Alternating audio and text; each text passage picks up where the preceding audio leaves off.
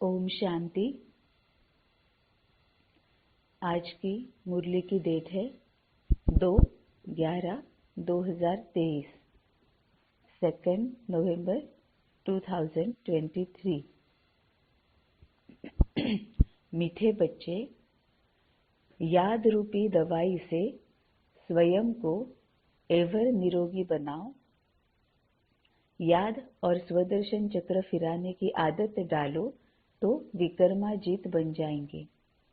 मीठे बच्चे, याद रूपी दवाई से स्वयं को एवर निरोगी बनाओ।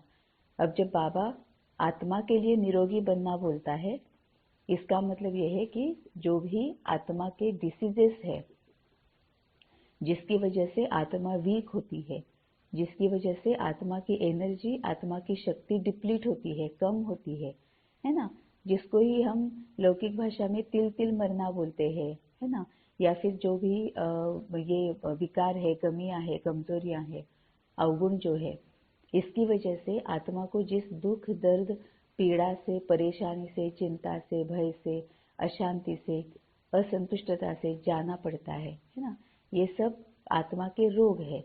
ये सभी विकार, कमी, कमजोरियां, अवगुण, ये आत्मा के रोग है। क्यों? क्योंकि इन रोगों की वजह से आत्मा वीक होती है, आत्मा में शक्ति नहीं रहती है ना। जैसे स्थूल में भी होता है, जैसे हमें कोई डिसीज होता है, बुखार आता है, फ्लू होता है, या फिर और भी कोई जो बाकी के जो डिसीजेस है वो अगर होते हैं तो हमारी शक्ति चली जाती है, चलने की हमें शक्ति नहीं रहती है, ठीक तरह से चलने की शक्ति नहीं रहती है, हम खुद अपना कुछ कर नहीं सकते हैं, हम औरों से मांगते रहते हैं, है ना, हमें औरों की हेल्प लेनी पड़ती है, हमें औरों से मांगना पड़ता है, मुझे पानी दो, मुझे खाने के लिए दो, है ना, ये सब हमें मांगना पड़ता है, मुझे थोड़ा सा उठाओ, उठने में हेल्प करो, मुझे चलने में हेल्प करो, है ना, ये हमें औरों की हेल्प लेनी पड़ती है। पूरी तरह से हम औरों पर डिपेंडेंट हो जाते हैं। फिर पूरा हम अगर उसको देखें कि फिर होता क्या है कि औरों पर डिपेंडेंसी हो गई तो पूरा सब कुछ हमारा अपना जो होता है वो खत्म हो जाता है। स्टेबिलिटी जो होती है वो खत्म हो जाती है, जो शांति होती है वो खत्म हो जाती है, आनंद, खुशी कुछ नहीं रहता है ना। क्योंकि जब उनको टाइम होगा तभी वो हमें टाइम देंगे, उनका मन होगा तभी वो हमें प्यार से हमारी सेवा करेंगे, वो चाहते हैं तभी वो हमें सेवा करेंगे, हमारी सेवा करेंगे, है ना। तो हमारे मन मुताबिक कुछ भी नहीं होगा और फिर उससे फिर पूरा सब कुछ आ जाता है ना, सभी और ज्यादा विकार आते जाते हैं कि क्रोध भी है, इरिटेशन है, एजिटेशन है ना, ये सब कुछ आ जाता है। तो ये जो हम जब फिजिकली जब हम बीमार पड़ते हैं, लौकिक में जब हम बीमार पड़ते हैं फिजिकली, तब ये जैसे हो जाता है, रोग अगर कोई जड़ जाता है तो ये हो जाता है, वैसे ही आत्मा जब बीमार पड़ती है, आत्मा को जब कोई रोग होता है ना, तब क्या होता है कि पूरे हम विकारी और पतित बन जाते हैं। अब आत्मा को रोग होता है, इसका ही मतलब क्या होता है कि शांति जो है, सुख जो है, आनंद जो है ना, प्यार जो है, ये सब कुछ आत्मा से निकल जाता है, शक्तियां निकल जाती है। फिर हम दूसरों से मांगते रहते हैं कि मुझे थोड़ा सा सुख दो, मुझे थोड़ा सा तो मेरे साथ प्यार से बात करो, थोड़ी तो मुझे रिस्पेक्ट दे दो, हम औरों से मांगते रहते हैं, है ना।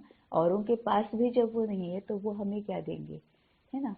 तो इस तरह से हम मांगते रहते हैं, हमें मिलता नहीं है, फिर हम छीन लेते हैं और फिर विकर्म हो जाते हैं, दुख, दर्द, परेशानी, चिंता, भय, ये सब कुछ फिर उसके बाद आना शुरू हो जाता है और वो साइकिल शुरू हो जाती है।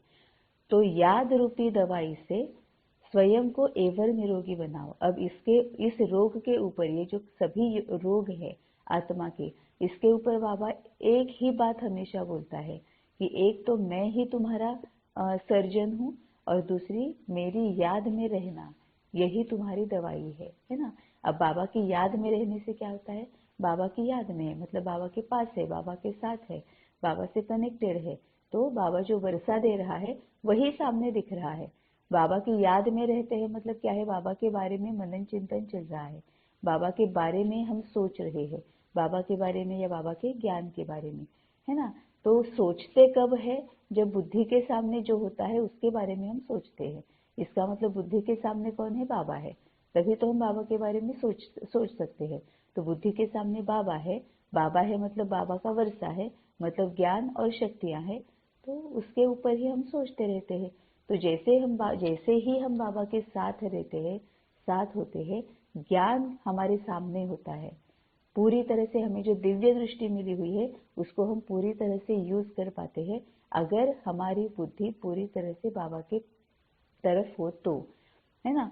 तो ज्ञान की क्लैरिटी हो जाती है कि ये जो सामने मेरे सब कुछ आ रहा है, दुख दर्द परेशानी ये जो आ रही है, ये सभी रोग जो है वो मुझे क्यों हुए हैं, इसका जिम्मेवार कौन इसमें से निकलना कैसे है, निकलने के लिए करना क्या है ना, ये क्लियर हो जाता है। और फिर शक्तियां कैसे लेनी है वो समझ में आ जाता है, फिर हम शक्तियां लेते हैं, है ना। तो याद में रहना, याद में बैठना। बाबा को जब हम बाबा बोलता है ना कि मैं ही सुप्रीम सर्जन हूँ, तो बाबा यहाँ पर बोल रहा है कि याद रूपी दवाई, अब दवाई लेनी पड़ती है। दवाई सिर्फ सामने देखने से कुछ नहीं होता है। लौकिक में भी अगर हम सामने से उस दवाई को देखते रहे, भला पूरा दिन देखते रहे, कुछ फायदा होगा? कुछ नहीं होगा। वैसे ही बाबा को और बाबा की जो ज्ञान है या जो भी है, मुरली है, बाबा है, उसको देखने से कुछ नहीं होगा, हमें वो लेना है। लेना है मतलब ही क्या करना है कि उसके ऊपर मनन चिंतन करना है, विचार सागर मंथन करना है। जैसे स्थूल में डॉक्टर के पास जाने के बाद डॉक्टर को बताना पड़ता है कि मुझे क्या हो रहा है ना, कि मैं ऐसे ऐसे फील कर रही हूँ, मुझ में शक्ति नहीं है, मेरे पेट में दर्द है, मेरे सिर में दर्द है, मेरे बैक में दर्द है ना, ये बताना पड़ता है ना। तो वैसे ही हम जब बाबा को बताएंगे कि बाबा मुझे ये होता है, मुझे ना इस बात का बहुत दुख लगा, कल ये बात हो गई, या अभी ये बात हो गई, इसका मुझे बहुत दुख लगा। बाबा ये आत्मा है, उसके साथ मेरी नहीं बनती है, ये उसकी बातें हैं जो मुझे खटकती है ना। या फिर जो भी है, जो भी बातें हैं हमारी, वो बाबा के साथ हमें करनी है। जब तक हम सुप्रीम सर्जन को बताएंगे नहीं, तब तक उसकी जो एक्यूरेट दवाई है वो हमें मिल नहीं पाएगी, है ना।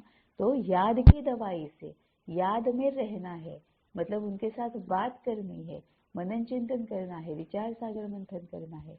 इस तरह से जब हम दवाई लेते हैं, तभी हमारे रोग जो हमें हुआ है उसके ऊपर वो असर दिखाना शुरू करती है। तो याद रूपी दवाई से स्वयं को एवर निरोगी बनाओ।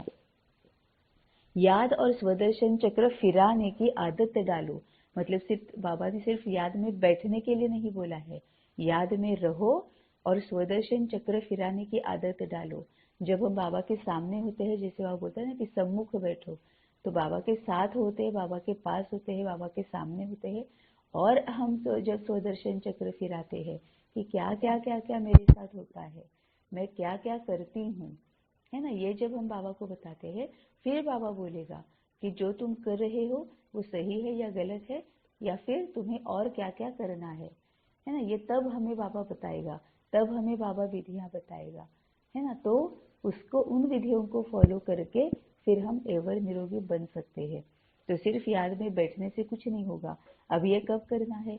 ऐसे थोड़ी है कि सिर्फ अमृत वेले ही बाबा होता है, नहीं। अब ये पूरा संगम युग हमारे लिए अमृत वेला है।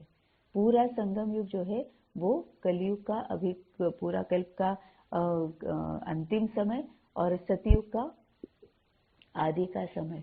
तो पूरा संगम युग हमारे लिए अमृत वेला है।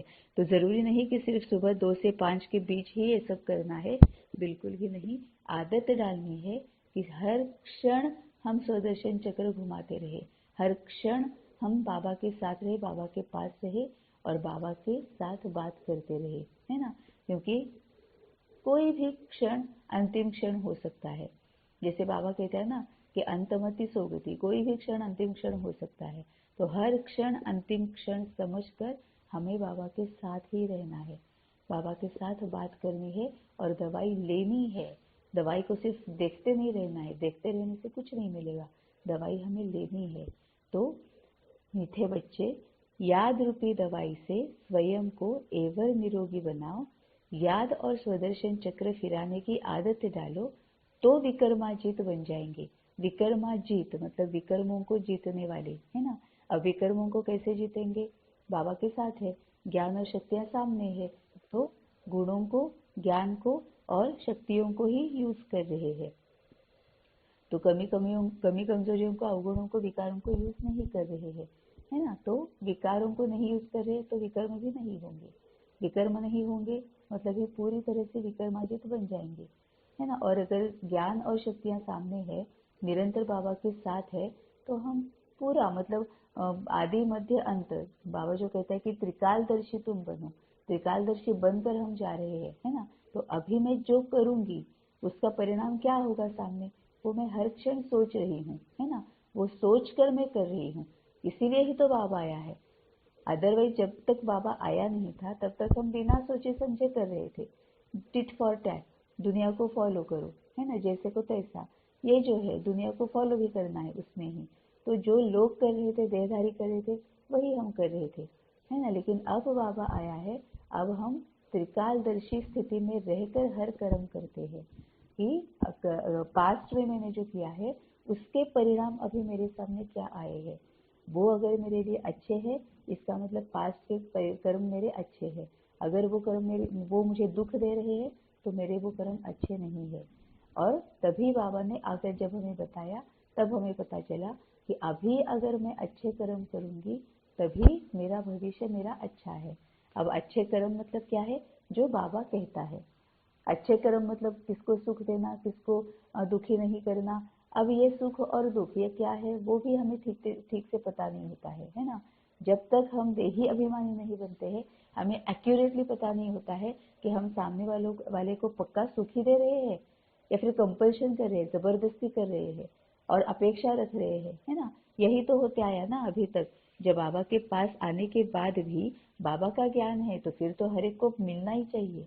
और बाबा का भी ज्ञान है, बाबा आया है तो हर एक ने कंपल्सरी आना ही चाहिए बाबा के पास इमीडिएटली। हम आ गए तो सबने आना ही चाहिए। इसको भी हमें ऐसे लगता था कि हम बहुत बहुत श्रेष्ठ सेवा कर रहे हैं, है ना। लेकिन बाबा ने बताया कि नहीं, ये तुम्हारी सेवा तो हो रही है लेकिन दिव्यता के साथ नहीं हो रही है।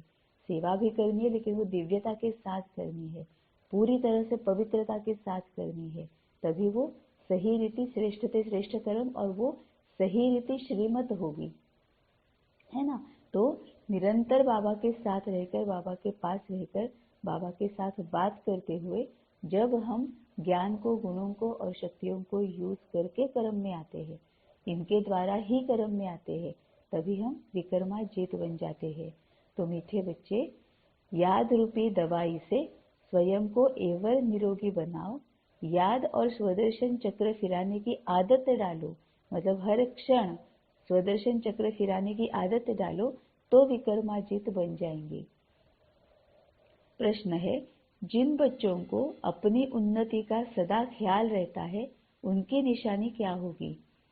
जिन बच्चों को अपनी उन्नति का सदा ख्याल रहता है उनकी निशानी क्या होगी?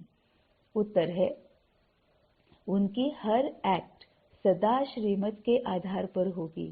बाप की श्रीमत है, बच्चे देह अभिमान में न आओ, याद की यात्रा का चार्ट रखो, अपने हिसाब किताब का पोता मेल रखो, चेक करो कितना समय हम बाबा की याद में रहे, कितना समय किसको समझाया, है ना। मतलब यहाँ पर बाबा तीव्र पुरुषार्थ कैसे करना है यही बता रहा है ना। क्योंकि हम जब तीव्र पुरुषार्थ करेंगे तभी हम अपनी उन्नति को पाएंगे।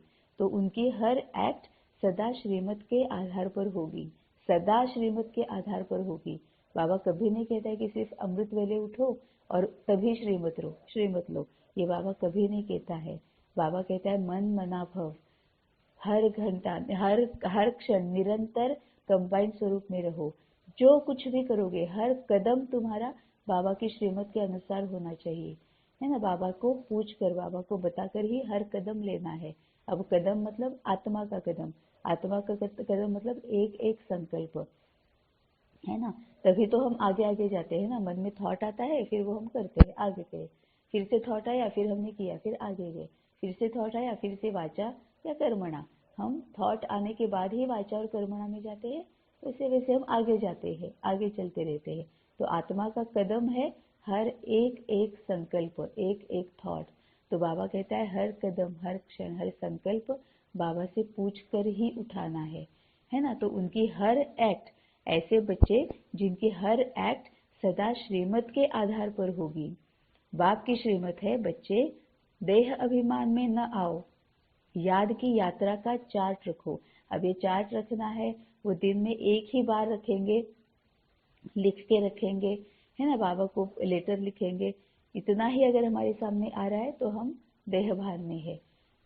बाबा जब बोलता है कि याद की यात्रा का चार्ट रखो, इसका मतलब सबसे पहले आत्मा के लिए लेना है।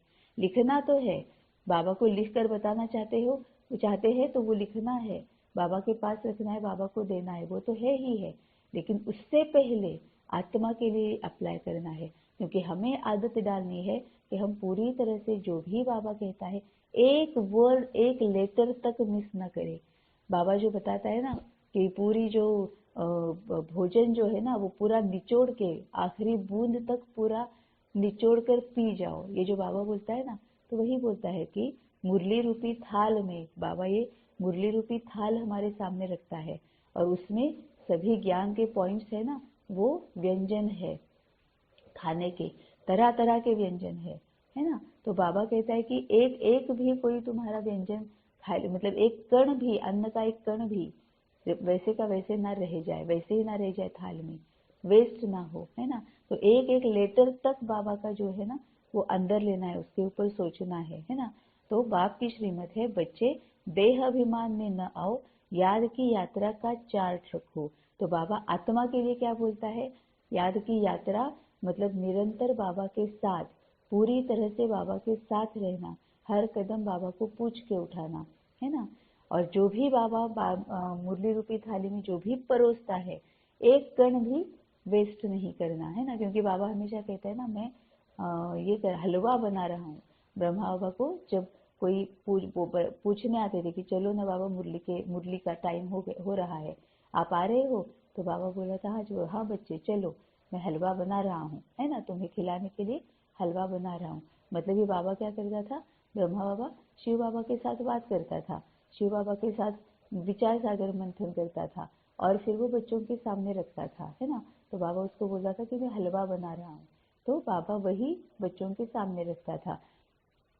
तो बाप की श्रीमत है, बच्चे देहाभिमान में न आओ, याद की यात्रा का चार्ट रखो। मतलब निरंतर आत्मा स्थिति में रहना है, अपने हिसाब किताब का पोता मेल रखो, वो हमें निरंतर रखना है ना। बाबा निरंतर 24/7 कंबाइंड स्वरूप में, तो त्रिकालदर्शीपन, अगर हम 24/7 निरंतर त्रिकालदर्शी स्थिति में रहेंगे तो अपना हिसाब किताब का पोता मेल रखेंगे। जरूरी नहीं है कि हिसाब किताब का पोता मेल मतलब सिर्फ रात को सोने से पहले देना है, फिर भी हम देहभान में है।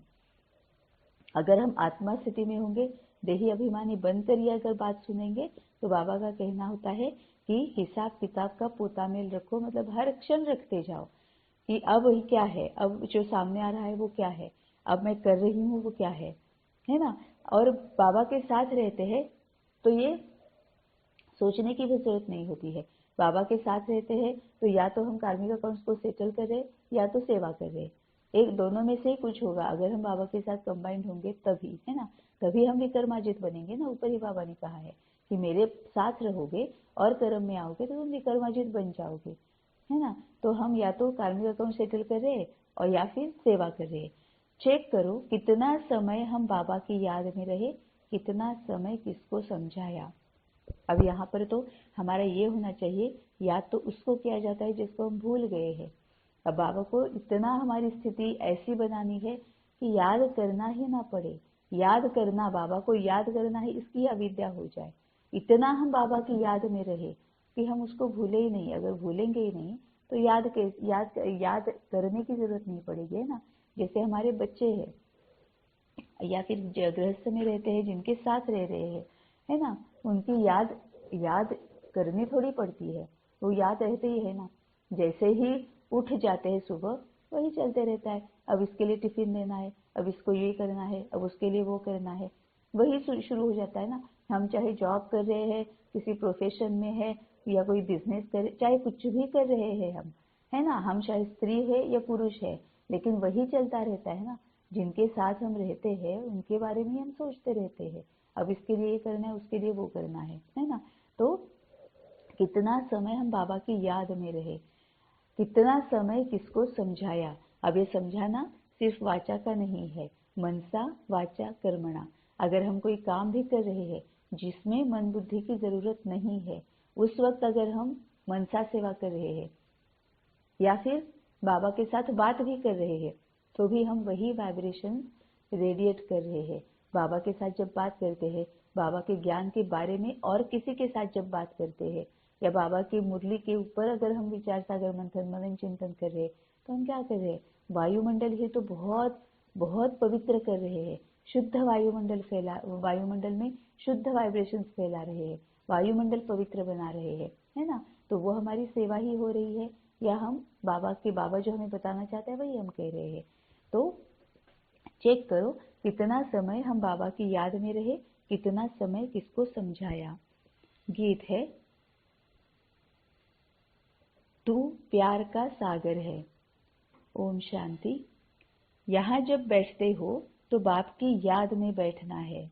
माया बहुतों को याद करने नहीं देती, क्योंकि देह अभिमानी है। कोई को मित्र संबंधी, कोई को खान पान आदि याद आता रहता है। यहाँ जब आते हो तो बाप का आह्वान करना चाहिए। जैसे लक्ष्मी की पूजा होती है तो लक्ष्मी का आह्वान करते हैं, लक्ष्मी कोई आती नहीं है। यह सिर्फ कहा जाता है तो तुम भी बाप को याद करो अथवा आह्वान करो, बात एक ही है। आह्वान करो या याद करो, बात एक ही है ना। इसमें हम बहुत ज्यादा कंफ्यूजन क्रिएट करते हैं। आह्वान करो जैसे ही सुनते हैं तो फिर हम लौकिक में जैसे आह्वान करते हैं ना, वैसे शुरू कर देते हैं कि मैं आत्मा हूँ, मैं तुम्हारा बच्चा हूँ, बाबा तुम कहाँ हो, अभी तुम यहाँ आ जाओ, वहाँ आ जाओ, ऐसे करो वैसे करो, मैं ये पूछती हूँ, ये पूछने वाली हूँ। ये सब हम लौकिक का जो है, भक्ति का जो है, वो हम फॉलो करना शुरू कर देते हैं, है ना। लेकिन बाबा ने यहाँ पर क्लियरली बताया है कि तुम बाबा का आह्वान करो। इसका मतलब क्या है कि तुम बाबा को याद करो अथवा आह्वान करो, बात एक ही है। मतलब सिर्फ याद करना है बाबा, वही आह्वान हो जाता है। आह्वान करना मतलब बुलाना, आवाज देना, है ना। तो उसको आह्वान कहा जाता है, मतलब ही याद करना। अब बुलाना कैसे बाबा को, मन से, संकल्पों से बुलाना है कि बाबा कहाँ हो, आ जाओ बाबा, मैं आपके साथ हूँ, है ना। तो हो गया। याद से ही विकर्म विनाश होंगे। धारणा नहीं होती है क्योंकि विकर्म बहुत किए हुए हैं, जिस कारण बाप को भी याद नहीं कर सकते हैं। जितना बाप को याद करेंगे उतना विकर्माजित बनेंगे, हेल्थ मिलेगी। मतलब बाबा ने यहाँ पर क्लियरली बता दिया कि बाबा की याद क्यों नहीं आती है, क्योंकि बहुत ज्यादा हमने विकर्म किए हैं। अब विकर्म किए हैं तो क्या होता है, जिनके साथ हमारे विकर्म हुए हैं, जिनके साथ हमने कार्मिक अकाउंट बनाए हुए हैं, वही हमारी याद में रहते हैं, है ना। यहाँ पर अगर if you think the other way round, जिनकी हमें याद रहती है पक्का उनके साथ हमने कार्मिक अकाउंट बनाए हुए हैं, है ना। तो इनकी विधि बाबा ने बताई हुई है कि एक तो फॉरगिवनेस करनी है, या फिर सकाश देनी है, mind to mind, thought to thought, या मनसा सेवा करनी है। और ये सब करना है बाबा के साथ रहकर, है ना। बाबा के साथ रहते हैं, किसी की याद आती है तो ऑटोमेटिकली अब तो ऐसे हो जाता है कि बाबा हमसे सकाश दिला भी देता है। कौन सी उनको सकाश देनी है वो भी बाबा से, मतलब बाबा के साथ कनेक्टेड रहने से ऑटोमेटिकली वो हो भी जाती है कि कौन सा रंग उनको देना है ना।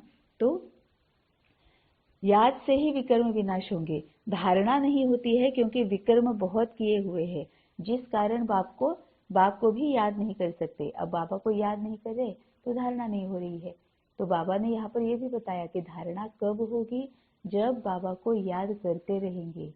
तो बाबा को याद करना मतलब क्या है, बाबा के ज्ञान के बारे में सोचते रहना, मनन चिंतन करना, विचार सागर मंथन करना। जब इस तरह से हम मन में वही संकल्प चला रहे हैं, वही बोल रहे हैं, तो वो चित्त तक चला जाता है। अब चित्त मतलब सबकॉन्शियस माइंड, चित्त तक चला जाता है तो वही वाचा और कर्मणा से स्पॉन्टेनियसली बाहर निकलता है। मतलब हमें वो याद करके निकालना नहीं पड़ता है कि नहीं नहीं नहीं, बाबा ने कहा था ऐसे ऐसे बोलना है, बाबा ने कहा था ऐसे ऐसे व्यवहार में आना है, मतलब कर्म करना है। नहीं, हमें बोल और कर्म हमें याद करके करना नहीं पड़ता है, वो हमारा नेचुरल नेचर बन जाता है ना। जब हम बाबा के ज्ञान को चित्त पर बिठा लेते हैं, वो जब चित्त पर बैठ जाता है तो मनसा वाचा कर्मणा बाबा के ज्ञान को ही प्रत्यक्ष करते हैं। बाबा के ज्ञान को प्रत्यक्ष करना यही हमारा नेचुरल नेचर बन जाता है। तभी बाबा कहता है कि धारणा क्यों नहीं होती है, क्योंकि विक्रम बहुत किए हैं जिस कारण बाप को याद नहीं कर सकते हैं। जितना बाप को याद करेंगे उतना विक्रमाजित बनेंगे, हेल्थ मिलेगी। है बहुत सहज, परंतु माया अथवा पास्ट के विक्रम रुकावट डालते हैं। बाप कहते हैं, अब ये तो आता ही रहेगा ना, बाबा कहता है अंतिम समय तक ये चलता रहेगा, लेकिन बाबा कहता है कि याद में बाबा की रहना है। किसी की याद आती भी है तो भी उसमें अटक कर आगे आगे आगे आगे घूमने नहीं जाना है, नहीं तो हमें भी पता नहीं चलता है कि जो जिसकी याद आई उसकी याद में हम उसके साथ कितना हो लिए। 15 मिनट, 20 मिनट, आधा घंटा, 1 घंटा, बीच बीच में 15-15 मिनट, 5-5 मिनट, है ना। दिन का सभी टाइम इसी में ही, रात तक को इसी में ही हम गवा देते हैं। रात को सोते वक्त भी जिसकी याद में हम सोते हैं ना, उसी की याद सुबह पहले आती है। जब हम सुबह उठते हैं उसी की याद में उठते हैं, फिर वो चाहे देहधारी हो या बाबा हो। तो अब हमें डिसाइड करना है कि किसकी याद में रहना है। तो रात को किसकी याद में सोना है, उसी की याद में सुबह उठ जाएंगे, है ना। तभी बाबा कहता है कि माया अथवा पास्ट के विक्रम रुकावट डालते हैं। बाप कहते हैं तुमने आधा कल्प अयथार्थ याद किया है। मतलब आधा कल्प जो तुमने याद किया है वो अयथार्थ था। क्यों? क्योंकि देहधारी के बारे में देहधारी को याद कर रहे थे। देहधारी को याद कर रहे थे मतलब देहधारियों के बारे में संकल्प चला रहे थे, और एक एक संकल्प कर्म है। अब जो हम संकल्प चलाते हैं, अभी भी हम देखेंगे बाबा के पास आने के बाद भी अगर हम देखेंगे तो भी कई सारे हमारे संकल्प व्यर्थ होते हैं और कई सारे निगेटिव होते हैं, है ना। तो हम कितना वेस्ट और निगेटिव कार्मिक अकाउंट्स तो क्रिएट कर ही रहे हैं। अब बाबा के होते हुए ये हाल है, तो जब बाबा था नहीं, ज्ञान की क्लैरिटी थी नहीं, तब तो पूरा वेस्ट और निगेटिव में ही हम जीते आए हैं, है ना। तो इतने सारे हमारे कार्मिक अकाउंट्स हमने बनाए हुए हैं। इसीलिए बाबा बोलता है कि वो अयथार्थ याद है, तभी तो हमारे इस सर पर इतना बोझा है ना। तो बाप कहते हैं तुमने आधा कल्प अयथार्थ याद किया है, अभी तो प्रैक्टिकल में आह्वान करते हो, क्योंकि जानते हो आने वाला है, मुरली सुनाने वाला है। प्रैक्टिकल में आह्वान करते हो मतलब प्रैक्टिकल में याद करते हो, क्योंकि जानते हो आने वाला है, मुरली सुनाने वाला है। अब एक तो मुरली ये है जो हम पढ़ते हैं, है ना, जो बाबा ने सुनाई है, और दूसरी मुरली ये भी है जो बाबा हमें सुनाता है। वो भी तो मुरली जैसे ही है ना, क्योंकि इतना हम उसकी धुन में इतना हम पागल जैसे हो जाते हैं। बाबा के साथ जब बातें होती है, क्लैरिटी आने लगती है, रियलाइजेशन होना शुरू हो जाता है, कितना आनंद आता है ना। आनंद आता है तभी तो मतलब ऐसे मुरली बाबा बजाता है कि बस हम उसमें खो जाते हैं। तभी तो नींद को छोड़ के, इतनी प्यारी प्यारी मीठी मीठी नींद को छोड़ के अमृत वेले बैठ जाते हैं ना बाबा के पास, बाबा के साथ बात करने के लिए। तो उसकी बात जो है, बाबा की बात जो है, वो भी तो मुरली है, वो पर्सनल मुरली है ना। जो मुरली जो हमें बाबा बताता है, बाबा जो हमारे लिए चलाता है ना। तो अभी तो प्रैक्टिकल में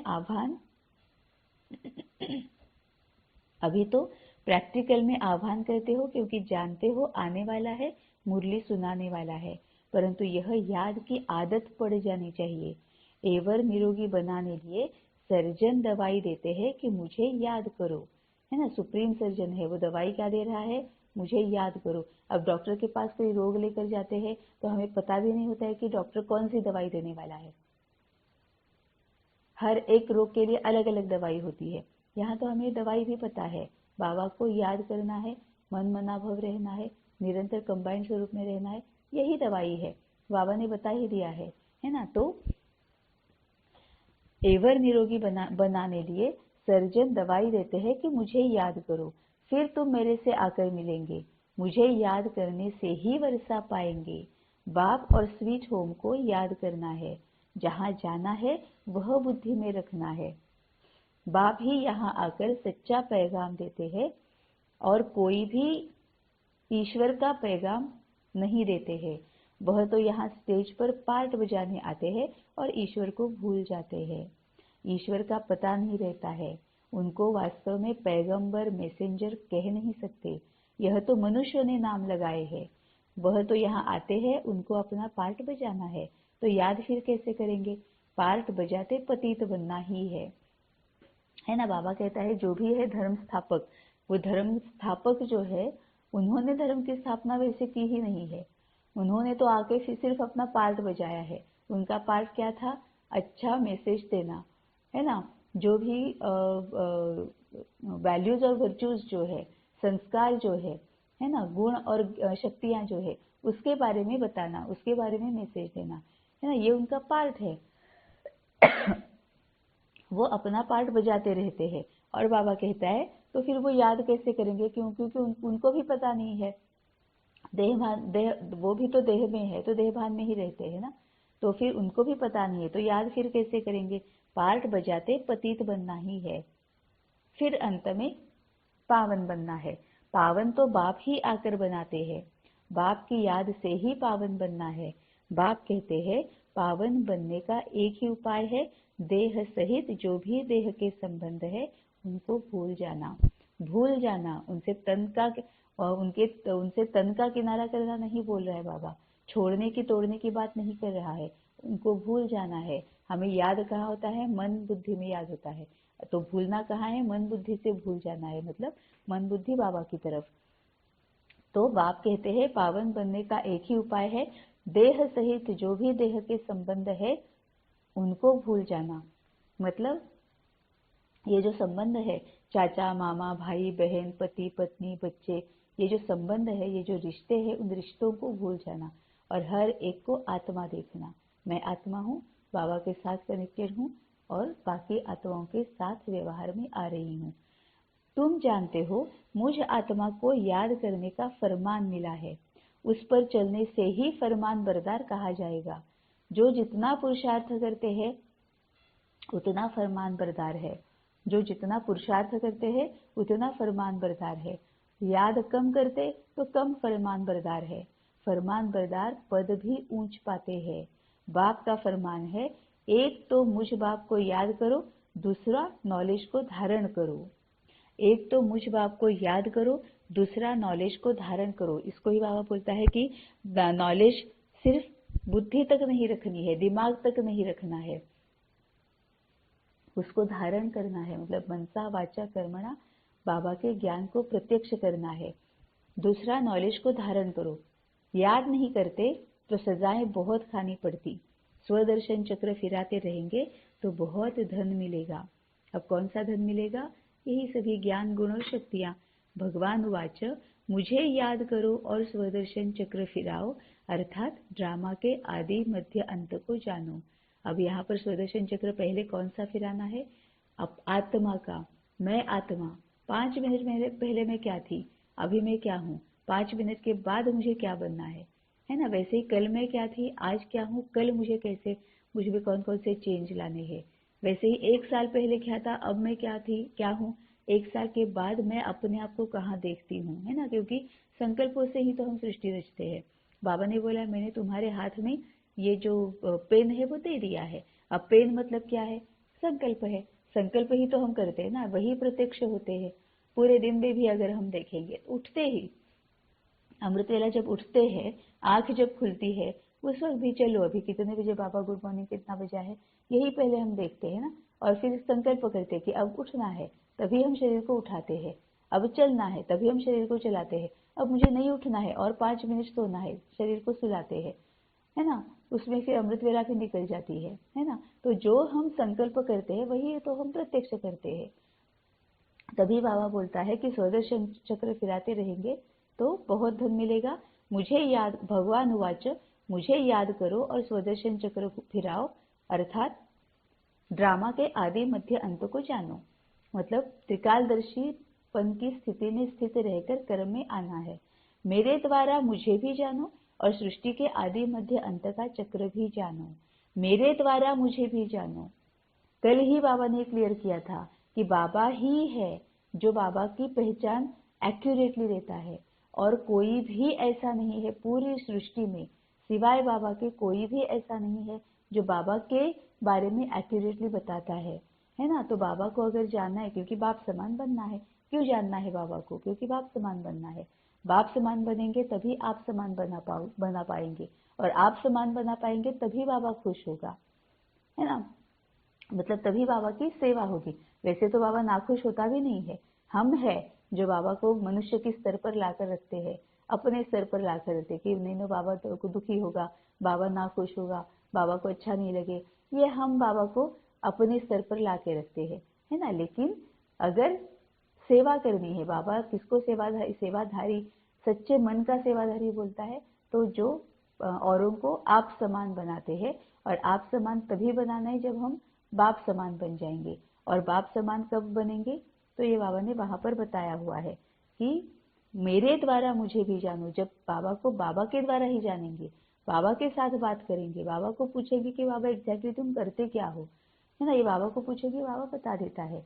तो मेरे द्वारा मुझे भी जानो और सृष्टि के आदि मध्य अंत का चक्र भी जानो। तो किसी के भी द्वारा बाबा को नहीं जानना है।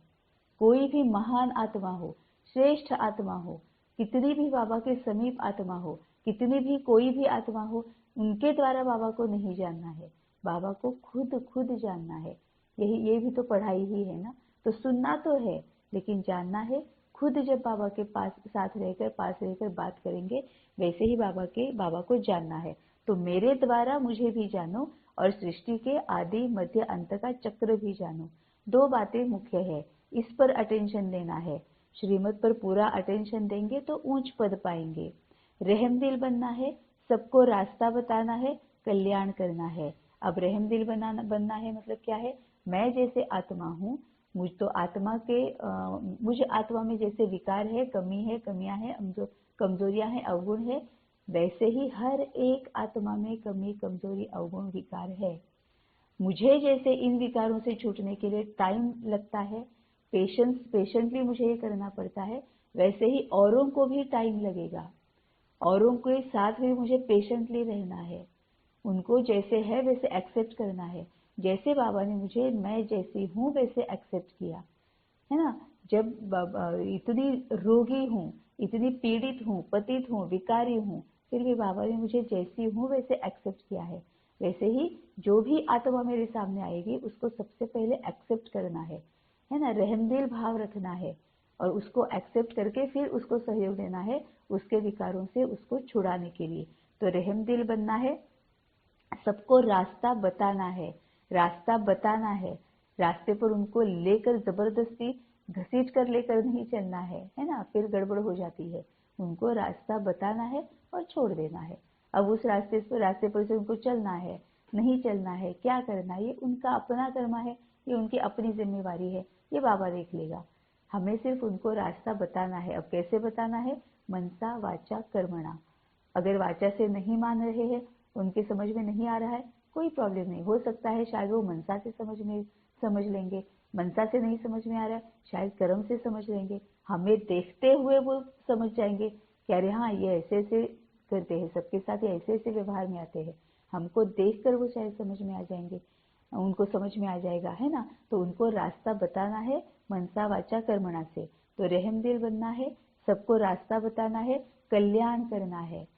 अब कल्याण करना मतलब सिवाय बाबा के और कोई हमारा कल्याण कभी नहीं कर सकता, है ना। तभी तो यह है कि जब तक बाबा नहीं था भक्ति में, हमने एक्चुअली में अपना पूरा अकल्याण किया है, पूरा सत्यानाश, है ना। सभी देहधारियों को फॉलो करते आए हैं और पूरा अकल्याण बन गया, कर लिया है अपने आप का। अब कल्याण करना है मतलब खुद बाबा की श्रीमत को ही फॉलो करना है और औरों को भी वही रास्ता बताना है। मित्र संबंधियों आदि को सच्ची यात्रा पर ले जाने की युक्ति रचनी है। वह है जिस्मानी यात्राएं, यह है रूहानी यात्रा। यह स्पिरिचुअल नॉलेज कोई के पास नहीं है। वह है सब शास्त्रों की फिलॉसफी, मतलब भक्ति में वह है सब शास्त्रों की फिलॉसफी, यह है स्पिरिचुअल रूहानी नॉलेज। सुप्रीम रूह यह नॉलेज देते ही है, सुप्रीम रूह यह नॉलेज देते ही है रूहों को समझाकर वापस ले जाने के लिए। सुप्रीम रूह यह नॉलेज देते ही है रूहों को समझाकर वापस ले जाने के लिए। कई बच्चे यहाँ आकर बैठते हैं तो कोई लाचारी बैठते हैं, अपनी स्व उन्नति का कुछ भी ख्याल नहीं है, देह अभिमान बहुत है। देही अभिमानी हो तो रहमदिल बने, श्रीमत पर चले, है ना। जब हम आत्मा स्थिति में रहते हैं तभी हम रहमदिल बनते हैं, या फिर if you think the other way round, अगर हमें रहमदिल बनना है तो आत्मा स्थिति में ही रहना है। एक्सपेरिमेंट करके भी हम देख सकते हैं कि जब हम अपने आप को आत्मा स्थिति में रखते हैं तो कितनी भी कोशिश करें हम गलत संकल्प कर नहीं सकते हैं। आत्मा स्थिति में हमने अगर अपने आप को रखा है, एक्सपेरिमेंट प्रयोग करके देखना है, हम गलत संकल्प, व्यर्थ संकल्प क्रिएट ही नहीं कर सकते हैं, है ना। तो बाबा कहता है कि अपनी देही अभिमानी हो तो रहमदिल बने, श्रीमत पर चले, फरमान बरदार नहीं है। बाप कहते हैं अपना चार्ट लिखो, कितना समय याद करते हैं, किस समय याद करते हैं, आगे चार्ट रखते थे। अच्छा, बाबा को न भेजो, अपने पास तो चार्ट रखो, अपनी शक्लें देखनी है, हम लक्ष्मी को वरने लायक बने हैं। व्यापारी लोग अपने पास पोता मेल रखते हैं, कोई मनुष्य अपनी सारे दिन की दिनचर्या लिखते हैं। एक हॉबी रहती है लिखने की। यह हिसाब किताब रखना तो बहुत अच्छी बात है कि कितना समय हम बाबा की याद में रहे, है ना। बाबा लौकिक की एग्जाम्पल्स देके ही हमको समझाता है। तो ये पोता मेल रखते हैं ना व्यापारी जो है, कि आज पूरे दिन भर में कितना सेल किया और कितना क्या क्या किया, कितनी उधारी है, कितना कैश है ना, कितना कैश कितना क्रेडिट, ये सब कुछ लिख के रखते हैं। वैसे बाबा बोलता है फिर उनको पता चल जाता है ना कि किन से क्या क्या आना है, किनको क्या क्या देना है और किनके साथ व्यवहार पूरा हो चुका है, ये तभी समझ में आता है। तभी बाबा बोलता है कि ये अपना पोता में रखो, अपनी चार्ट रखो। तो कोई मनुष्य अपनी सारे दिन की दिनचर्या लिखते हैं, एक हॉबी रहती है लिखने की। यह हिसाब किताब रखना तो बहुत अच्छी बात है कि कितना समय हम बाबा की याद में रहे, कितना समय किसको समझाया।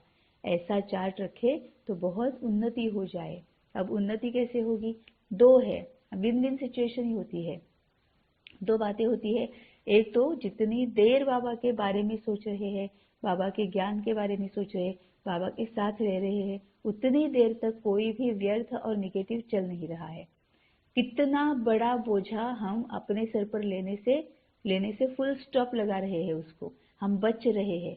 इतना बड़ा बोझा अपने सर पर, भारी बोझा लेने से हम अपने आप को बचा रहे हैं, है ना। और दूसरी बात ये होती है कि बाबा के साथ रहने की वजह से हम इतने शक्तिशाली होते हैं कि जो पिछले विकर्मों के परिणाम जो आते हैं, जब हमारे सामने आते हैं, किसी आत्मा, घटना या परिस्थिति के थ्रू हमारे सामने आते हैं, तो उसमें से भी हम गुण, ज्ञान और शक्तियों को ही यूज करके पास विद ऑनर बनकर निकल जाते हैं। कार्मिक अकाउंट खत्म, कार्मिक साइकिल खत्म, है ना, ब्रेक लग जाता है, खत्म हो जाती है। तो सभी तरफ से फायदा ही फायदा है बाबा की याद में रहने का। तो कितना समय ऐसा चार्ट रखे तो बहुत उन्नति हो जाए। बाप राय देते हैं ऐसे ऐसे करो, बच्चों को अपनी उन्नति करनी है। माला का दाना जो बनते हैं उनको पुरुषार्थ बहुत करना है। बाबा ने कहा था ब्राह्मणों की माला अभी नहीं बन सकती है, अंत में बनेगी जब रुद्र की माला बनेगी। बाबा ने कहा था ब्राह्मणों की माला अभी बन नहीं सकती है, अंत में बनेगी जब रुद्र की माला बनेगी।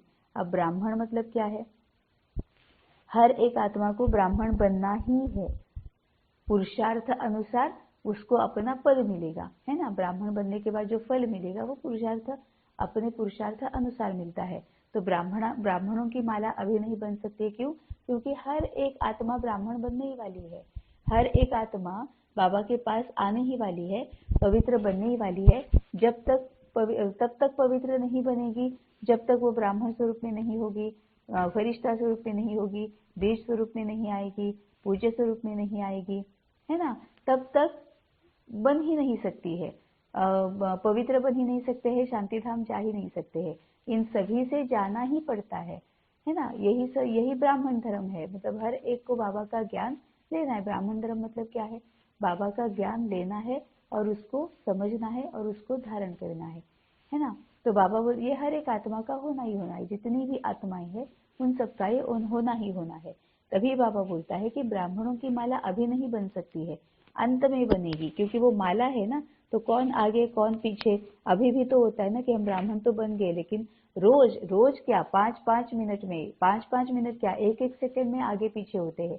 कोई आगे जाता है, कोई पीछे जाता है, कोई आगे जाता है, कोई पीछे आता है ना, ये तो चलता रहता है। तभी बाबा बोलता है ये अंत में माला बनेगी कि कौन आगे कौन पीछे। तो ब्राह्मणों की माला अभी नहीं बन सकती है, अंत में बनेगी जब रुद्र की माला बनेगी। ब्राह्मणों की माला के दाने बदलते रहते हैं। आज जो 3-4 नंबर में है, कल वह लास्ट में चले जाते हैं। कितना फर्क हो जाता है। कोई गिरते हैं तो दुर्गति को पा लेते। माला से तो गए, प्रजा में भी बिल्कुल चंडाल जाकर बनते हैं। अगर माला में पिरोना है तो उसके लिए बड़ी मेहनत करनी पड़े। बाबा बहुत अच्छी राय देते हैं, अपनी उन्नति कैसे करो। सबके लिए कहते हैं। भल कोई गूंगा होते भी इशारे से कोई को बाप की याद दिला सकते हैं। भल कोई गूंगा होते भी इशारे से कोई को बाप की याद दिला सकते हैं। बोलने वाले से ऊंचा जा सकते हैं। अंधे लूले कैसे भी हो, तंदुरुस्त से भी जास्ती पद पा सकते हैं। क्योंकि वो पद पाना है ना। अभी वो अभी जो बोल नहीं सकते, मतलब गूंगे हैं, बहरे हैं, लूले हैं, अंधे हैं, ये अभी क्यों है? क्योंकि उनके पास्ट जो उन्होंने विक्रम किए हैं, पास्ट में जो उन्होंने विक्रम किए हैं, उसके परिणाम स्वरूप है। अभी अगर वो बाबा के पास आएंगे, बाबा को पहचानेंगे, बाबा को जानेंगे, समझेंगे और बाबा के ज्ञान को धारण करेंगे, है ना, तो फिर उनका भविष्य कैसा होगा? ब्यूटीफुल होगा, सुंदर होगा। तभी बाबा बोलता है कि अंधे लूले कैसे भी हो, तंदुरुस्त से भी जास्ती पद पा सकते हैं। सेकंड में इशारा दिया जाता है। सेकंड में जीवन मुक्ति गाई हुई है ना, बाप का बना और वर्षा तो मिल ही जाएगा। फिर उसमें नंबरवार पद जरूर है। बच्चा पैदा हुआ और वर्षे का हकदार बन जाता है। यहाँ तुम आत्मा तो हो ही मेल, तो फादर से वर्षे का हक लेना है ना। मतलब आत्मा जो है वो बाबा बोलता है तुम मेल ही हो। तो लौकिक में जैसे बेटों को हक मिलता है वर्षे में, वैसे बाबा बोलता है उस एंगल से भी अगर तुम देखो तो भी हर एक आत्मा को वर्षा मिलना ही मिलना है। तो सारा यहाँ तुम आत्मा तो हो ही मेल, तो फादर से वर्षे का हक लेना है। सारा मदार पुरुषार्थ के ऊपर है। फिर कहेंगे कल पहले भी ऐसे पुरुषार्थ किया था। माया के साथ बॉक्सिंग है। पांडवों की थी ही माया रावण से लड़ाई। कोई तो पुरुषार्थ कर विश्व के मालिक डबल सिरताज बनते हैं। डबल सिरताज मतलब एक तो सिर पर ताज कौन सा हुआ? बाबा का बच्चा, है ना, वो ताज भी मिल गया। और दूसरा फिर राज्य भाग्य, जो राज्य हमने पाया है वो सिरताज, तो वो डबल सिरताज बनते हैं। कोई फिर प्रजा में भी नौकर चाकर बनते हैं। सभी यहाँ पढ़ रहे हैं। राजधानी स्थापन हो रही है। अटेंशन जरूर आगे वाले दोनों तरफ जाएगा। अटेंशन जरूर आगे वाले दोनों तरफ जाएगा। 8 दाने कैसे चल रहे हैं, पुरुषार्थ से मालूम पड़ता है। ऐसे नहीं अंतर्यामी है, सबके अंदर को रीड करते हैं। नहीं, अंतर्यामी माना जानी जाननहार। ऐसे नहीं कि हर एक के दिल की बात बैठकर जानते हैं। जानी जाननहार अर्थात नॉलेजफुल है। सृष्टि के आदि मध्य अंत को जानते हैं। एक एक के दिल को थोड़ी बैठ रीड करेंगे। मुझे थॉट रीडर समझा है क्या? बाबा पूछ रहा है, क्योंकि बाबा को जानी जाननहार कहते हैं ना। बाबा को ये समझ लेते हैं। We take him for granted कि बाबा तू तो समझ ही जाएगा मेरे अंदर क्या चल रहा है।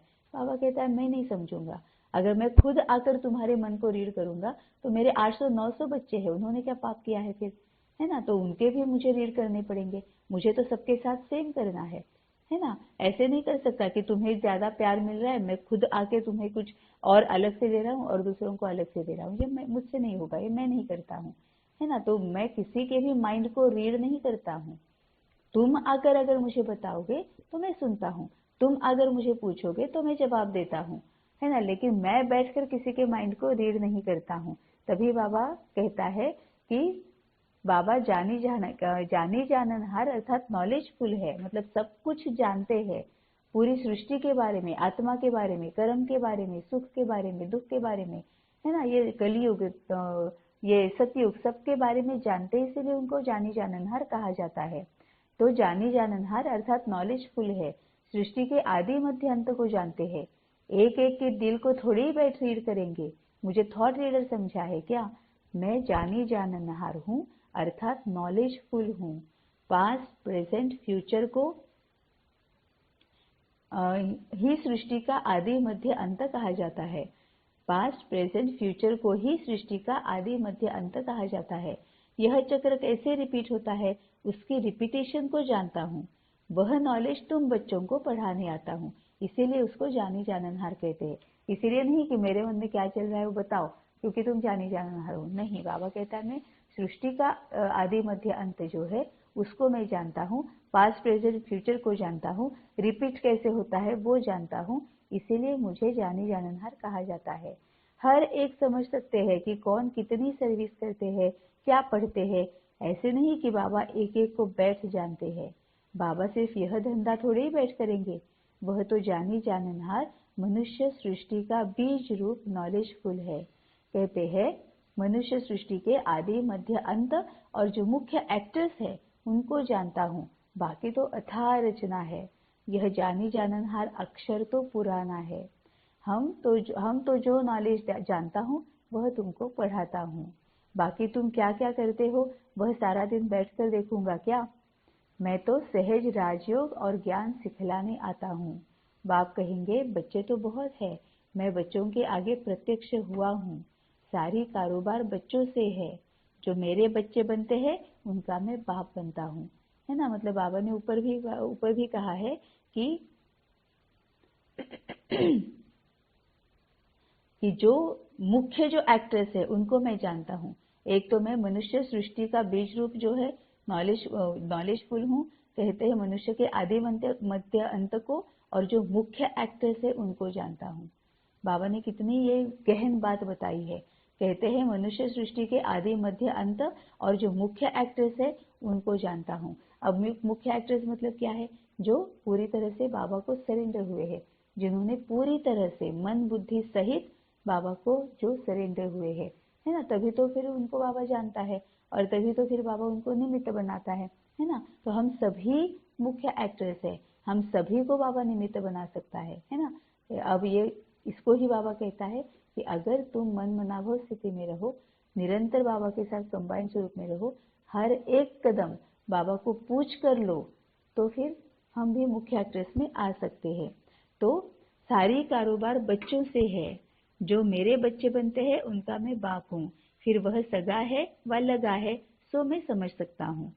सगा है या लगा है? सगा मतलब निरंतर जो साथ में रहता है, दिल का जिसको स्नेह है, जिसने मन बुद्धि से सरेंडर किया है। और लगा मतलब जब प्रॉब्लम आती है तब लग जाता है, जब कोई सामने हर्डल्स आते हैं, मुश्किल आती है, कठिनाई आती है, तब बाबा के साथ लग जाता है कि बाबा बताओ ना, बाबा बताओ ना, बाबा बताओ ना, है ना। तब बाबा की उनको याद आती है, उनको बाबा दिमाग के से नहीं बोलता है ना।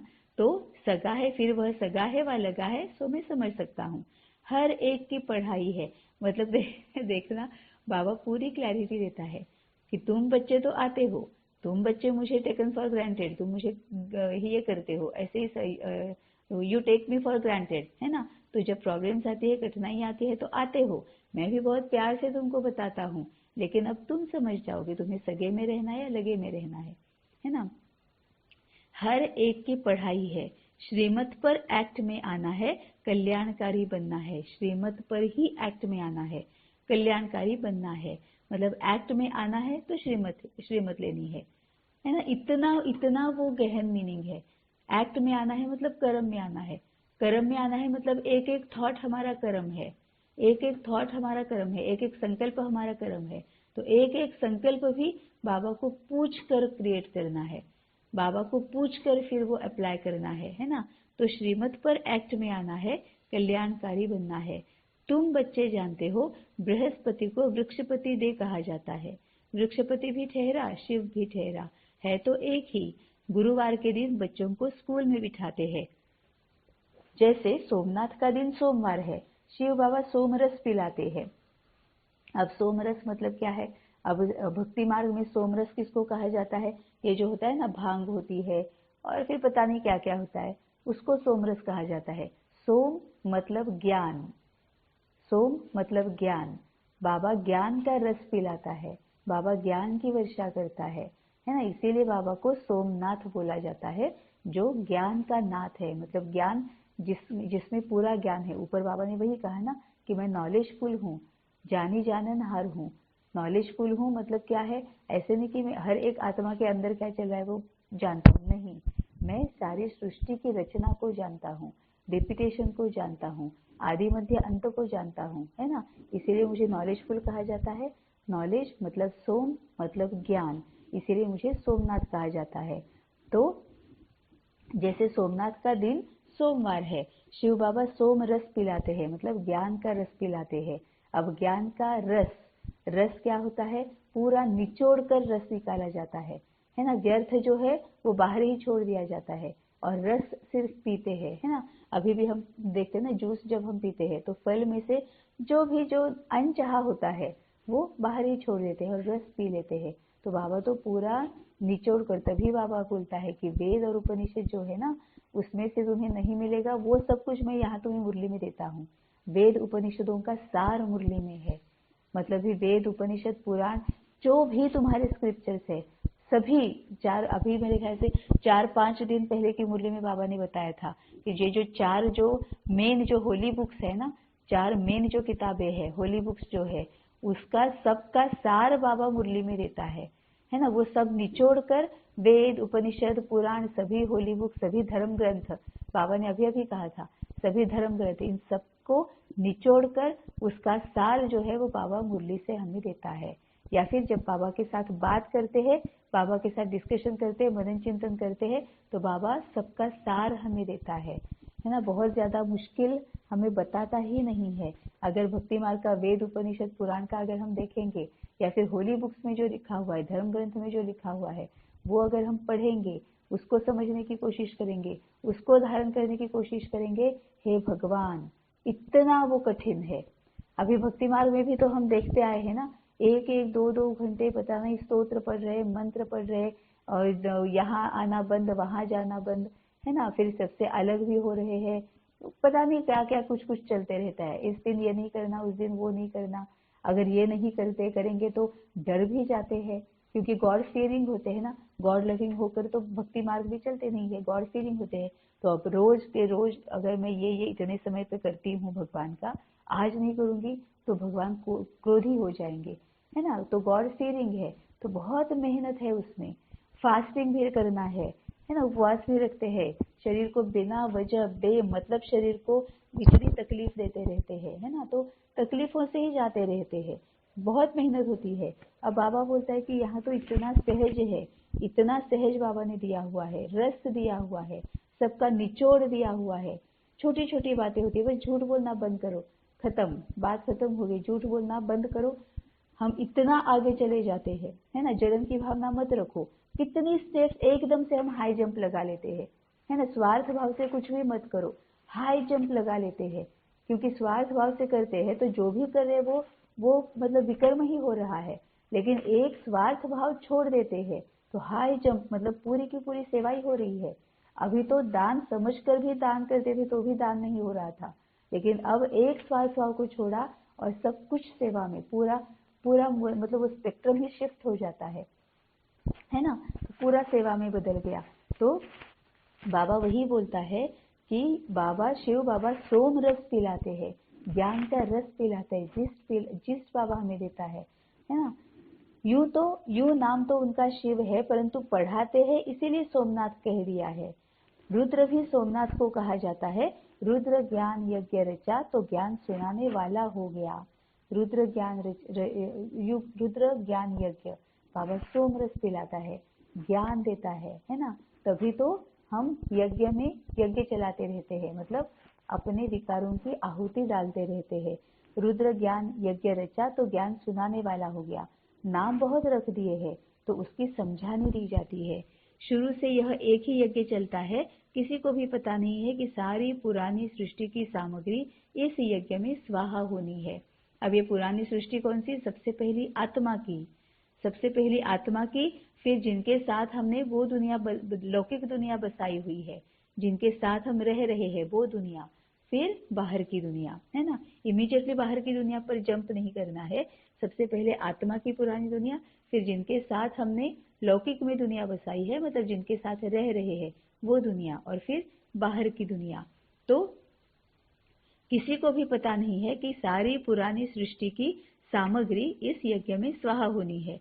जो भी मनुष्य है, जो कुछ भी है, तत्वों सहित सब परिवर्तन होना है, तत्वों सहित सब परिवर्तन होना है। अब तत्व भी परिवर्तन होंगे, इसका मतलब क्या है? तत्व कर्म में तो आते नहीं है, तत्व पतित तो होते बनते नहीं है ना। 5 तत्व जो है वो पतित कहाँ बनते हैं, है ना। फॉर एग्जाम्पल अभी पानी है ना, तो पानी पतित थोड़े बना है। बारिश से जो पानी हमें मिलता है वो पूरा प्योर है, पूरा प्योर है ना। समुद्र ये जो नदी बहकर जो आती है वो पूरी पवित्र है। तो पतित बनी कहाँ है? ये मनुष्य ने बनाया हुआ है। पानी जो है मनुष्य के आसपास, मनुष्य के इर्द गिर्द या फिर जो भी पानी है वो मनुष्य ने अपवित्र मतलब गंदा बनाया हुआ है। वो गंद है, कीचड़ है उसमें, अपवित्र नहीं है, क्योंकि पानी तो शुद्ध ही रहता है ना। तो वो मनुष्य ने गंदा बनाया हुआ है। जहां जाए, या फिर हम if you think the other way round, जहां भी मनुष्य चला गया वो सब मनुष्य ने गंदा बना दिया। पता नहीं अब कहाँ कहाँ कहाँ गंगा का, जहां से गंगा शुरू होती है वहां तक मनुष्य पहुंच गया है। और वहां भी है ना, बॉटल्स है, प्लास्टिक है, कूड़ा कचरा है, वो सब उसमें डाल दिया है। गंगा जो है पतित पावनी, यहाँ तो पतित पावनी बोलते हैं, लेकिन पता नहीं अपने देह तक, मरा हुआ देह तक उसमें डाल के आ जाते हैं, है ना। तो अपवित्र मतलब गंदा हमने बनाया हुआ है। अदरवाइज 5 तत्व तो पवित्र ही है। जो बारिश से पानी आता है वो पूरा पवित्र ही आता है। हमने इतना समुद्र को भी गंदा कर दिया है ना। समुद्र में पता नहीं हमने क्या क्या डाल के रखा है, लेकिन फिर भी ऊपर जो भाप जाती है गंध, सही सभी की सभी हमारी बनाई हुई गंध यहीं पर रह जाएगी, है ना। तो फिर ऊपर जो भाप जाती है, फिर से जो बारिश होती है वो प्योर ही है। तो हवा भी तो है ना, जहां पर हम रह रहे हैं वहां पर हमने हवा को दूषित किया है, हमने हवा को प्रदूषित और गंदा कर दिया है। अदरवाइज जो हवा बहती है तभी तो हिल स्टेशन पर जाते हैं, तभी तो और ऐसी जगह पर जाते हैं जहाँ पे ट्रैफिक नहीं है, जहाँ पे कोई फैक्ट्रीज नहीं है। अदरवाइज ये ट्रैफिक, ये फैक्ट्रीज, ये गाड़ियां, ये सब बना के हमने हवा को दूषित हमने बनाया हुआ है। जहाँ हमारे आसपास की हवा है वो दूषित बन गई है, मतलब बनाया है हमने। अदरवाइज हवा भी तो प्योर है। तो कोई भी तत्व पतित नहीं बना हुआ है। फिर भी बाबा कहता है कि तत्व भी परिवर्तन हो जाएगा, है ना। अभी बाबा ने क्या कहा कि जो भी मनुष्य है, जो कुछ भी है, तत्वों सहित सब परिवर्तन होगा। तो सबसे पहले तो शरीर है, हमारे हिस्से में जो तत्वों का हिस्सा जो हमारे हिस्से में आया हुआ है, मतलब वो शरीर है, उसको हमने पतित बना दिया है, उसको हमने पूरा दूषित बना दिया है, वो भी परिवर्तन होने वाला है। और मनुष्य के इर्द गिर्द जो भी 5 तत्व है जिनको हमने दूषित किया हुआ है वो भी पवित्र बनेगा। दूसरी बात ये भी है कि जो मनुष्य ने अपने हिसाब से पूरा यहाँ का वहाँ, वहाँ का यहाँ किया है। पानी जहाँ पर था वहाँ पानी को निकाल दिया है, जमीन बनाई है। जहाँ पर जमीन थी, उस जमीन को गड्ढा, ऐसे गड्ढे खोदे हैं कि वहां पर पानी की मतलब पूरा स्टोर किया है। और बैक वाटर और ये सब हमें पता है। जहाँ जमीन थी वहां पानी लाया, जहाँ पानी थी वहां जमीन लेकर आए, जहाँ डोंगर और पर्वत थे वो खोद कर वहां पर जमीन बना ली, है ना। ये जो कुछ भी मनुष्यों ने किया हुआ है, अब तत्वों में कोई परिवर्तन होगा, मतलब तत्व पहले जैसे थे, जहां पर थे वहां पर फिर से वही तत्व आएंगे। मनुष्यों ने तो पानी हटाकर जमीन बना दी, अब ऐसे होगा, ऐसे 5 तत्व अपने आप को चलाएंगे कि जहां पर पानी था वहां पर पानी ही आएगा। जो मनुष्यों ने बनाया हुआ है पूरा पानी में, मिट्टी में मिल जाएगा। तभी तो वह बोल रहा है ना कि नेचुरल कैलामिटीज जो है, 5 तत्व जो है वो जब अपने आप पर आएंगे, है ना, तो जहां पर पहले पानी था वहीं पर पहले पानी होने वाला है, जहां पर पहले जमीन थी वहां पर जमीन वापस आने वाली है। तो ये परिवर्तन होगा। तो जो भी मनुष्य है, जो कुछ भी है, तत्वों सहित सब परिवर्तन होना है। यह भी बच्चों को देखना है, देखने वाले बड़े महावीर चाहिए।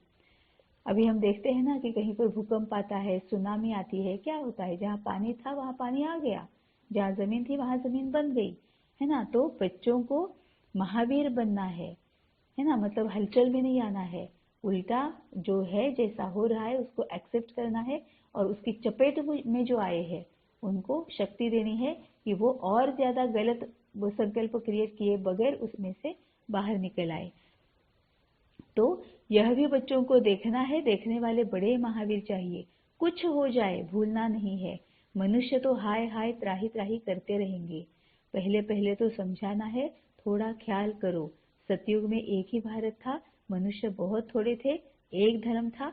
अभी कलयुग अंत तक कितने धर्म है ना। बाबा जो ऊपर बोला है कि सभी त्राही त्राही करेंगे, है ना, तो हाय हाय करेंगे। तो अभी देख रहे हैं हम, युद्ध चल रहा है ना। मनुष्यों ने जितनी बिल्डिंग्स बनाई थी, पता नहीं क्या क्या ब्रिज बनाए थे, बिल्डिंग बनाई थी, डैम्स बनाए थे, है ना। क्या हुआ है अभी हाल, जहाँ जो भी मनुष्यों ने बनाया हुआ था मिट्टी में मिल गया, वहां पर फिर से मिट्टी आ गई, वहां पर फिर से पहले जैसी जमीन बन गई, है ना। तो ये परिवर्तन हो गया।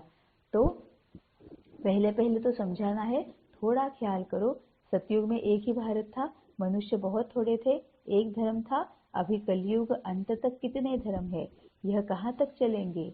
कलयुग के बाद जरूर सतयुग होगा, कलयुग के बाद जरूर सतयुग होगा। अभी सतयुग की स्थापना कौन करेगा, रचता तो बाप ही है। सतयुग की स्थापना और कलयुग का विनाश होता है, यह विनाश सामने खड़ा है। अभी तुम्हें बाप द्वारा पास्ट प्रेजेंट फ्यूचर का नॉलेज मिला है ना। अभी अभी हो गया ना, युद्ध चल रहा है।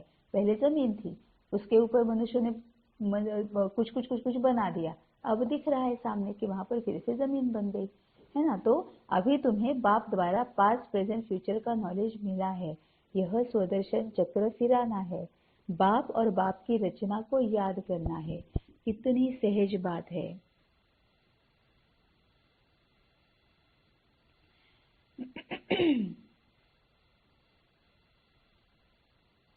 अब धारणा पर चलते हैं। मीठे मीठे, अच्छा मीठे मीठे सिकिलधे बच्चों प्रति माता पिता बाप दादा का याद प्यार और गुड मॉर्निंग। रूहानी बाप की रूहानी बच्चों को नमस्ते। धारणा के लिए मुख्य सार, पहली पॉइंट है, श्रीमत पर पूरा अटेंशन देकर अपना और दूसरों का कल्याण करना है। सबको सच्ची यात्रा करानी है, रहम दिल बनना है। श्रीमत पर पूरा अटेंशन देकर मतलब निरंतर श्रीमत पर ही चलना है। हर एक संकल्प बाबा को पूछ कर ही लेना है। श्रीमत पर पूरा अटेंशन देकर अपना और दूसरों का कल्याण करना है, तभी हम कल्याण अपना कर पाएंगे, औरों का भी कर पाएंगे।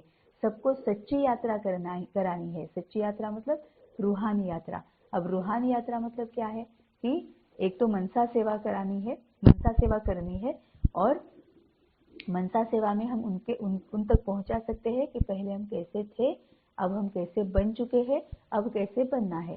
पहले कैसे थे, वो हम क्यों वैसे थे, हमको वैसे किसने बनाया था, जो हम पहले थे वो वैसे क्यों थे, अब हम ऐसे बने हैं, अब ऐसे क्यों बने हैं, अब हमें ऐसे किसने बनाया है, अब हमें ऐसे जो बने हुए हैं उसकी वजह से हमें क्या क्या मिल रहा है, क्या क्या भोगना पड़ रहा है, अब हमें कैसे बनना है।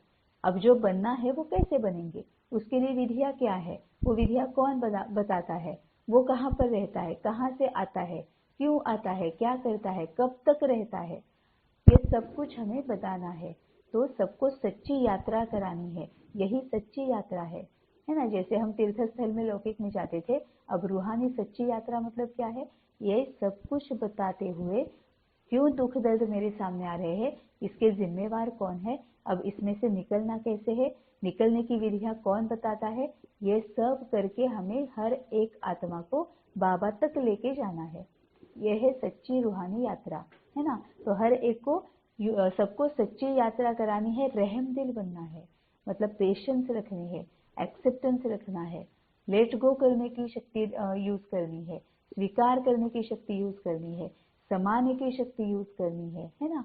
रहम दिल बनना है कि जैसे मैं आत्मा हूँ, विकारी हूँ, पतित हूँ, और फिर भी बाबा ने मुझे अपना बनाया है, अपना लिया है, एक्सेप्ट किया है, वैसे हर एक आत्मा को मुझे एक्सेप्ट करना है। अब मुझे चेंज होने में जितना टाइम लगा वो बाबा ने पेशेंस रखे, वैसे मुझे भी पेशेंस रखने हैं कि सामने वाले को भी उतना टाइम लगेगा, उतना या उससे थोड़ा कम या उससे ज्यादा, है ना, लेकिन उसको भी टाइम लगने वाला है ना। इस तरह से रहम दिल बनना है। तो श्रीमत पर पूरा अटेंशन देकर अपना और दूसरों का कल्याण करना है, सबको सच्ची यात्रा करानी है, रहम दिल बनना है। दूसरी पॉइंट है, बाप के हर फरमान को पालन करना है, याद व सेवा का चार्ट जरूर रखना है, स्वदर्शन चक्र फिराना है। अब चार्ट रखना है मतलब लिख कर देना है तो वो तो करना ही है, लेकिन सबसे पहले आत्मा को, है ना, सबसे पहले हर एक क्षण, हर मिनट, हर घंटा, है ना, पूरा सुदर्शन चक्र घुमाते रहना है कि कैसी थी अब कैसी हूँ। मतलब ये क्या है, अटेंशन रखना है। ऊपर बाबा ने कहा है ना कि अटेंशन रखो कि मेरा कल्याण ही, मैं अपना कल्याण ही कर रही हूँ, पीछे नहीं जा रही हूँ, आगे ही जा रही हूँ, है ना। तो ये अटेंशन रखना है। वरदान है, सच्चे दिल से साहब को राजी करने वाले राजयुक्त, युक्ति युक्त, योग युक्त भव।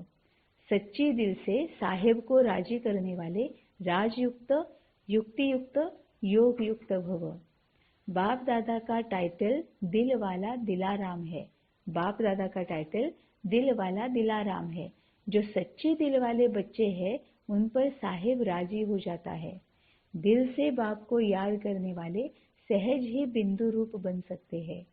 वह बाप की विशेष दुआओं के पात्र बन जाते हैं। सच्चाई की शक्ति से समय प्रमाण उनका दिमाग युक्ति युक्त यथार्थ कार्य स्वतः ही करता रहता है। भगवान को राजी किया हुआ है, इसीलिए हर संकल्प, बोल और कर्म यथार्थ होता है।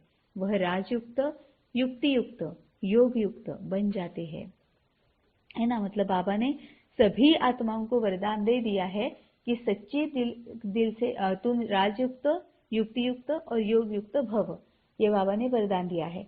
और फिर उसकी विधि बताई है, जो उस विधि को फॉलो करेगा उसके लिए वो वरदान प्रत्यक्ष हो जाएगा। तो अगर हमें राजयुक्त बनना है तो मुझे क्या करना है, अगर हमें युक्ति युक्त बनना है तो हमें क्या करना है, अगर हमें योग युक्त बनना है तो हमें क्या करना है ना। ये बाबा ने विधि बताई है। अब इसका सार बाबा ने क्या बताया है, सच्चे दिल से साहब को राजी करो, ये सार है उसका। अब उसका विस्तार बाबा ने क्या बताया है कि बाप दादा का टाइटल दिल वाला है, दिलाराम है ना। जो सच्चे दिल वाले बच्चे हैं उन पर साहेब राजी हो जाता है। अब दिल वाला है, दिलाराम है, मतलब क्या है, इसका मतलब यह है कि बाबा आत्मा स्थिति में है। दिल मतलब क्या है, मन, मन बुद्धि यही आत्मा है, मन बुद्धि संस्कार यही आत्मा है। अब संस्कार मतलब क्या है, कर्म में जो संस्कार दिखते हैं वो तो बाद की बात है। अगर हमें संस्कार ये शब्द सुनने के बाद अगर कर्म से जो संस्कार दिखते हैं वो याद आ रहे हैं, फिर भी हम देह भान में है ना। अब संस्कार मतलब जो क्या है, जो नेचुरल नेचर जो हमारा बनाया हुआ है वो संस्कार है ना। जो एकदम से मतलब रहम दिल की भावना है, सच्चाई सफाई के गुण को हम यूज कर रहे हैं, तो स्पॉन्टेनियसली जो हमारा बाहर आता है, सामने वाले को दुख में देखकर अगर हम स्पॉन्टेनियसली उसको सकाश देने लगते हैं, है ना, मतलब क्यों दुखी है, क्या दुखी है, वो तो बात है ही, लेकिन सबसे पहले उसमें शक्ति भरनी है ताकि वो अपने दुख से थोड़ा सा हल्का हो जाए, है ना। इसीलिए स्पॉन्टेनियसली जो होते हैं वही संस्कार है। तो बाबा जो दिलाराम बाबा को बोला जाता है, दिल वाला बोला जाता है, इसका ही मतलब वो आत्मा है, परम आत्मा है। मन बुद्धि संस्कार है ना, वो परम आत्मा है। जो सच्चे दिल वाले बच्चे हैं उन पर साहेब राजी हो जाता है। सच्चे दिल मतलब जिनका मन सच्चा है, आत्मा का मन, आत्मा का दिल मन है, तो जिनका मन सच्चा है उनके ऊपर साहेब राजी हो जाता है। अब जिनका मन सच्चा है मतलब क्या है, जो श्रीमत अनुसार चलते हैं, जिनके संकल्प श्रीमत अनुसार होते हैं, वो सच्चे हैं। क्योंकि सच्चा क्या है ये सिर्फ बाबा ही जानता है ना। तो जो श्रीमत अनुसार चलते हैं, बाबा को पूछकर जो संकल्प क्रिएट करते हैं, है ना, वही सच्चे हैं। तो जो सच्चे दिल वाले हैं मतलब जो सच्चे मन से है, जो संकल्प बाबा को श्रीमत के अनुसार संकल्प क्रिएट करते हैं, उन पर साहेब राजी हो जाता है। दिल से बाप को याद करने वाले सहज ही बिंदु रूप बन सकते हैं। मतलब मन से जो बाप को याद करते हैं वो सहज ही बिंदु रूप मतलब आत्मा स्थिति में, मतलब सोल कॉन्शियस मतलब देही अभिमानी बन सकते हैं। बिंदु रूप मतलब ऐसे नहीं कि बिंदु बनकर बैठ जाना है, नहीं। बिंदु मतलब बनकर बैठना मतलब बिंदु रूप नहीं है।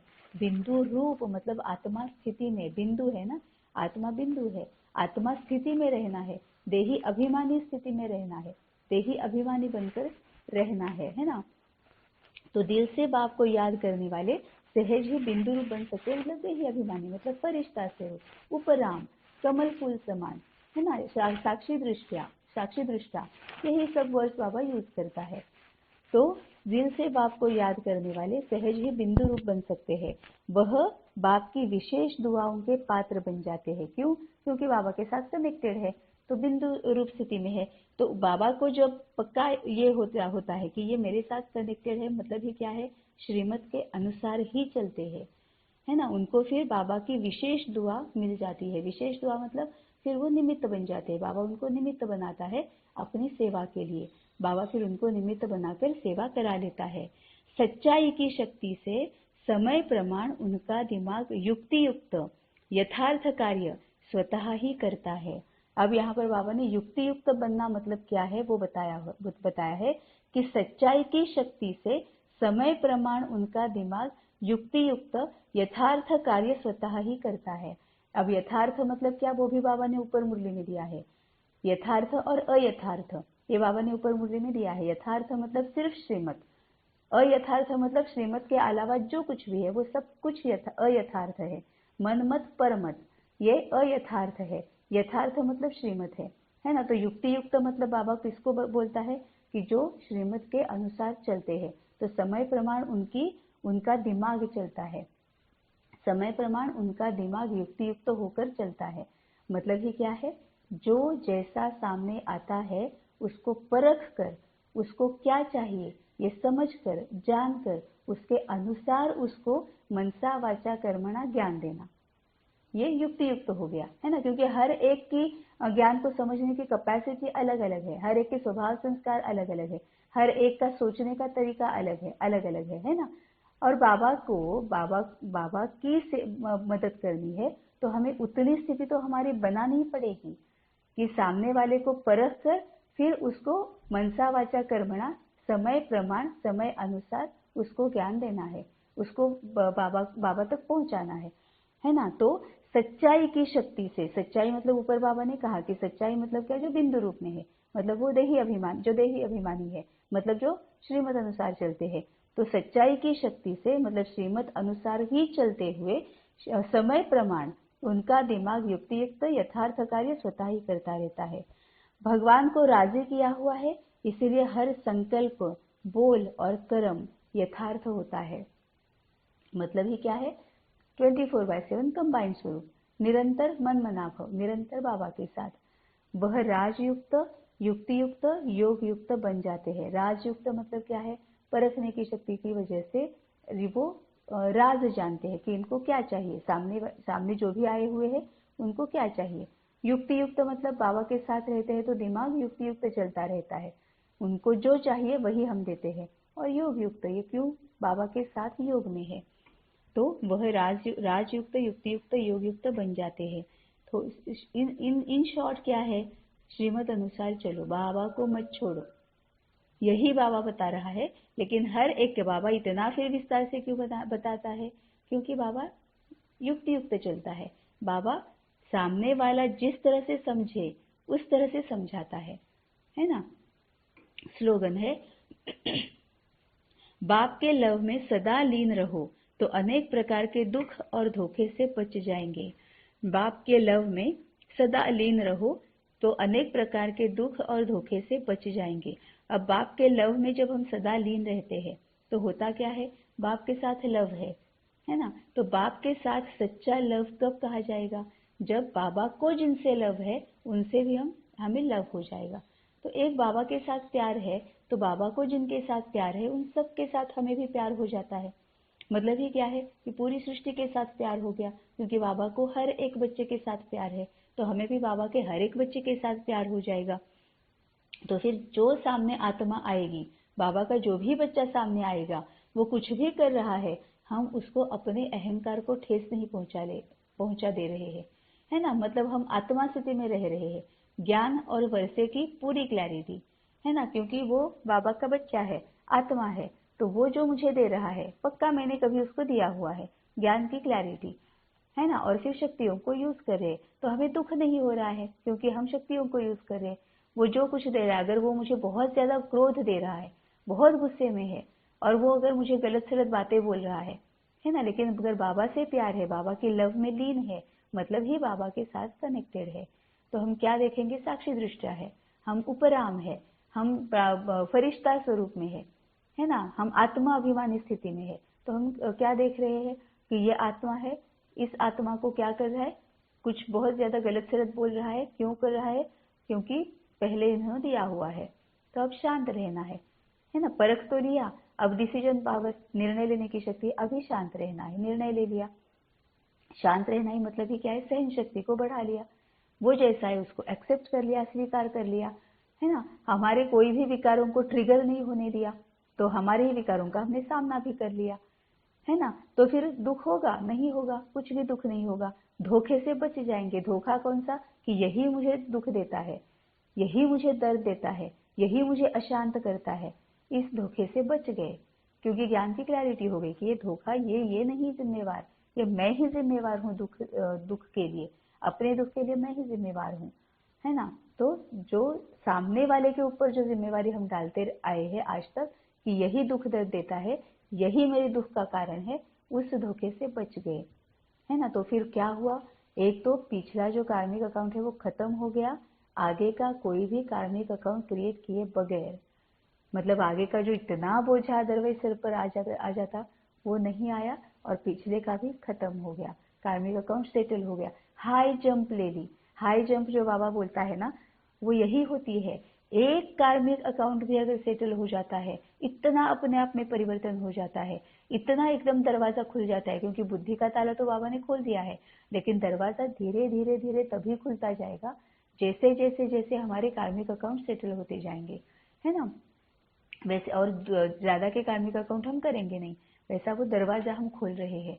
तो एक कार्मिक अकाउंट भी सेटल हो जाता है तो कितना बड़ा, मतलब कितना दरवाजा खुल जाता है। तभी बाबा बोलता है कि बाप के लव में सदा लीन रहो, तो अनेक प्रकार के दुख से और धोखे से बच जाएंगे। ओम शांति।